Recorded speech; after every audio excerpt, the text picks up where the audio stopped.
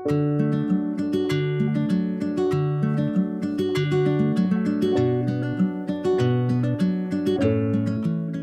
I am Amber from Alderwood Studio, and today I'm going to show you how I hand quilt.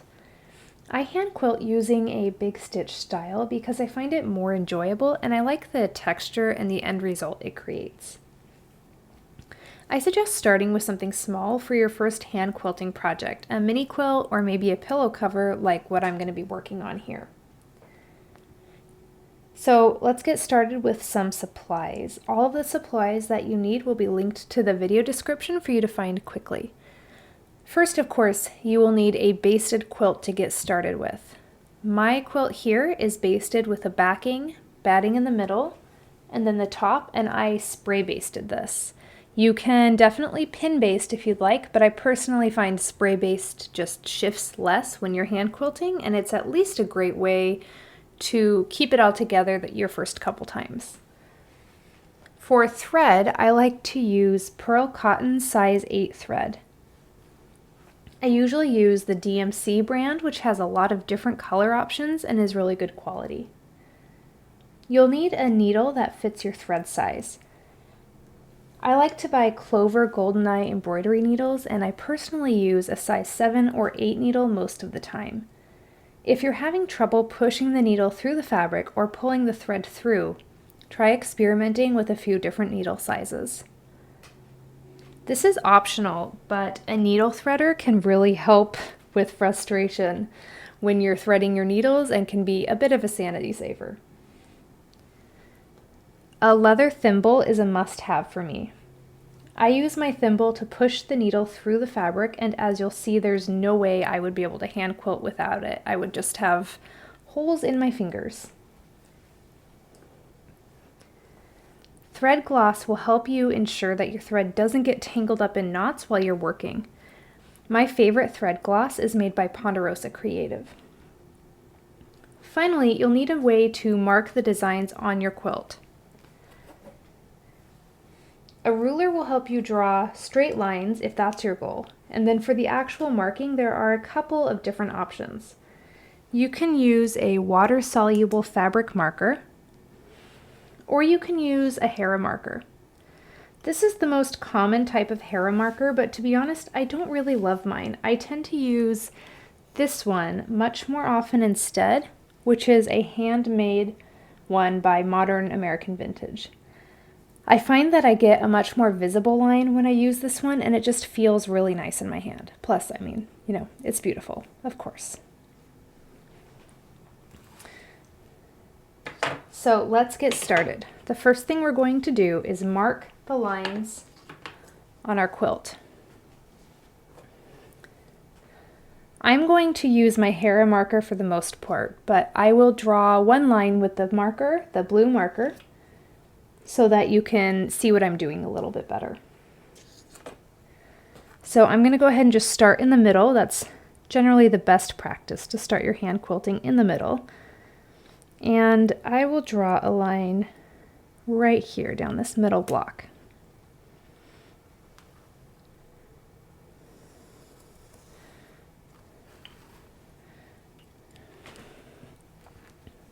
Now I'll also show you how I would draw a line with my Hera marker. So I'm going to draw one over here, line this up. Now you want to make sure you have a really good grip. I like to put my finger right here, and you want to press pretty firmly as you draw your line. This creates something that is a little bit hard to see unless you're looking at it directly in the light. It's a little hard to see on the video, but it essentially creates a crease. Now you'll see there's a bit of a crease that was already there. That's because I had previously drawn a different line with my Hera marker that I didn't really like, and so I wanted to redraw again to get it to a closer spot that I was looking for. Now typically when you're hand quilting, you'll want to draw out most of your lines before you get started. However, you don't have to. You can get started with just one line and then go from there. So now you'll thread your needle. Mine is already threaded and knot the end. Mine is already knotted here, but you'll just want to do a simple single knot. You can grab your thread, twist the loop, and then bring the end through and pull. and that will create a perfect knot for hand quilting. So now I am going to get my thimble and put it on my middle finger of my dominant hand. That's where I keep mine. So to get started, one of the things that people have the biggest challenge with is popping their knot through the fabric. One thing I also forgot to mention that you might want are embroidery scissors, so I'll put those there to have them on hand. So I like to start by sticking my needle through somewhere that is not anywhere close to my line, just a random spot. I like to try to catch my batting in there, but make sure you don't get the backing. Now I want my needle to come out right where my line starts here. And one other thing that's important to mention is I think you will have the best luck the first time you hand quilt by doing it on a flat surface. I hand quilt on my couch, in my bed, wherever I want all the time, but when you're first getting started, having that nice flat surface can be really helpful. So now I'm going to slide my other hand under my quilt here to kind of make sure that I haven't gone through the backing, and I haven't. So I'm going to push my needle through, pull it out, pull the thread through, and now you can see I've caught the knot right here. Now this can take a bit of practice. What you're going to do is give a sharp little tug to pull this knot through the fabric, but not so hard that it breaks the thread or pops through the other side. So I'm going to give a little tug, and you hear that nice little satisfying pop. Now if you have a little bit of a hole here, you can kind of just scratch at the fabric fibers to cover that back up. Okay, so now my thread is here, my knot and my tail are buried in the quilt itself, and I can get started. So you'll want to gather multiple stitches on your needle using a rocking motion. It's okay if this feels awkward at first and your stitches are different lengths. It's normal. Like anything else, it really just takes practice. So I like to have one of my hands underneath in the back of the quilt to kind of provide a bit of tension and just to hold the fabric. This again is very personal. It just takes some experimentation to figure out what works best for you. So I'm going to put my needle in at about this distance. This is kind of about how thick I like my stitches, maybe about a little less than 1/4 inch. And then without pushing it all the way through, I'm going to tip the needle back and pop it through the top. Now that was a little bit larger of a space than I would normally do. So I can always pull this back very carefully, back it out, and pop it through a little bit further, or closer. There we go. So now I'm going to repeat that same motion. I'm going to find about the right stitch length, push my needle through, and I have, you can't see, but I have my left hand right here. So the needle is going right under my finger, basically. Try not to poke your finger, though it happens sometimes. I'm going to push that through and then push it back through the top again. So you can see I now have 2 stitches gathered on my needle. I typically gather about 3 stitches at a time on my needle, sometimes 4 if I'm feeling ambitious, but 2 is a really good place to start. Now using my thimble, I'm going to push this needle through while pushing the fabric down as well. And then grab the needle, pull it through. Now you can see I've created my first 2 stitches here. So I'll show you that again. I'm going to put my needle through here, rock it forward, rock it back, rock it forward again, and now push with my thimble through, grab, and pull. Now let's take a look at these. So I'm not really completely happy with this stitch distance. I would have rather that was closer, and if I was staring directly at this rather than a camera, it probably would have been.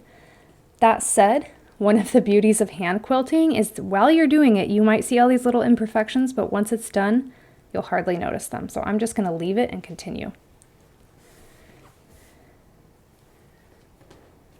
So this time I'm probably going to gather 3 stitches on my needle.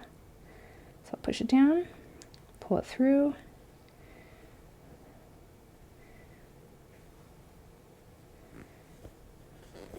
grab and pull, push it down. Now when you get to a seam like this, really nothing changes except you might have to work a little bit harder to get the right stitch length because there's more bulk under there. Pull it through, Again, if your stitches are wonky and not the right size or shape, do not worry about it. It's good to practice first, and then you can always pull it out and start over. That's what I did when I was learning, but really it just takes time. And when I haven't hand quilted in a while, the first time I sit down and do it again, my stitches are usually all over the place at first, and then I quickly adjust and adapt and remember kind of the technique. So now I'm just holding this with my left hand. I'm holding it up a little bit so it's easier to see. You can do this on a flat, completely flat surface as well, but I want to make sure you can actually see what I'm doing. All right, so here we go. Now I'm going to gather 3 stitches on. You can see how, ooh, that was a little tight. There we go. You can see how this thimble becomes really necessary. A lot of people think thimbles are to keep your finger from being poked or to make it easier to grab a needle, and sometimes that is true. Sometimes people use them for that, but when it comes to hand quilting, it's usually to protect your finger that's pushing the needle through. So here's what it would look like if I was doing it flat. So I use this hand either way to kind of help guide the needle in and out. Push it through. Oops, pushed it a little too hard and it kept going through the fabric. There we go.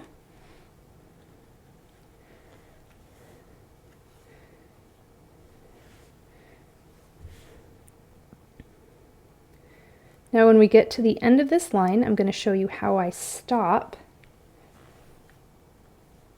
I like to have as few start and stop points in my quilt as possible, just because those are more places for the thread to come undone. But in this case, I'm going to go ahead and stop right here. I'm going to do my last stitch ending here. So what I'm going to do is, there are a couple different ways to do this, but how I like to do it is look at where on my thread I want that knot to be. So I want that knot to be about right here. So I'm going to put my finger on here on the knot and then pull to tighten it. So that knot is ending right about where I want my stitch to end. Now I'm going to put my stitch through, again, just the first layer of fabric, the top and the backing. The batting, not the backing. And then I'm going to pull it back through in some random spot. I'm going to pull this through and do my little pop to get the thread in, and now the knot in, and now the knot is in right there. So the other way you could do this is you could finalize your last stitch. Stitch through the batting in the top, pull it somewhere, do a knot, and then go right back down in that same hole and pull the knot in, but that's a little bit more advanced. It can be a little bit more secure, but honestly I don't bother with it because it's a little bit more challenging. Now I'm going to cut the thread right up against the fabric, making sure you don't cut the fabric, and there you go. So if you've used a water-soluble pen like I have and you want this line to disappear faster, first of all, it will disappear basically on its own over time and with some UV light. But if you don't want to wait and you don't want to wash it, then all you need is a spray bottle. Spray it, and it'll start to fade on its own. Usually happens pretty quickly. Sometimes it takes up to an hour, but in my experience, by 10 minutes, it's gone. So that is how I do my big stitch hand quilting. I will again link all the supplies I used in this video description. And I hope this was helpful. Hand quilting can be a ton of fun once you get the hang of it, and it creates this lovely texture on your work.